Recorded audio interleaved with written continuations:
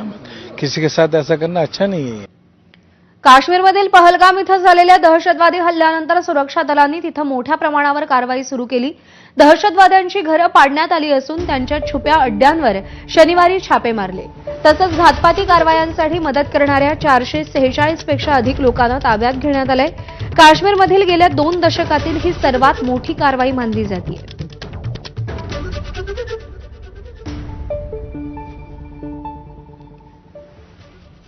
पहलगाम हल्ल्यानंतर काश्मीर खोऱ्यात सक्रिय असलेले दहशतवादी आता रडारवर आलेत। सुरक्षा दलांनी या दहशतवाद्यांचा शोध युद्ध पातळीवरती सुरू केल्याचं चित्र आहे।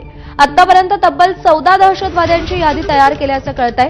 या दहशतवाद्यांमध्ये नासिर अहमद, शाहिद अहमद, आमिर अहमद आणि अदनान सैफीचा समावेश आहे। तर शोपियामधील आसिफ अहमद हिजबुल मुजाहिदीनशी संबंधित आहे।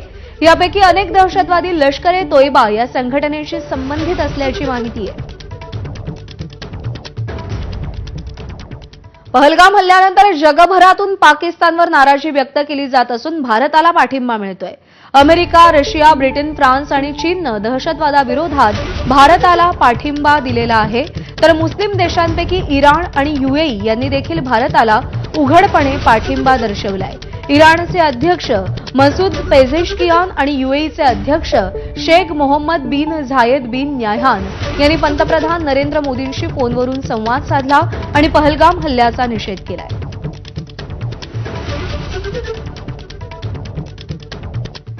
पहलगाम दहशतवादी हल्ल्यानंतर भारतानं पाकिस्तानसोबतचा सिंधू पाणी करार रद्द केलाय आणि यानंतर शनिवारी पाकिस्तानमधील मुझफ्फराबाद येथील झेलम नदीत भारतानं पाणी सोडलं।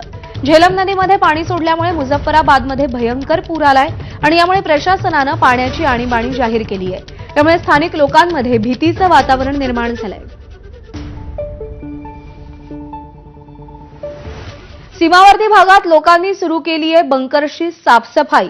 गोळीबाराच्या शक्यतेनं वापरात नसलेले बंकर्स आता तयार ठेवले जात आहेत।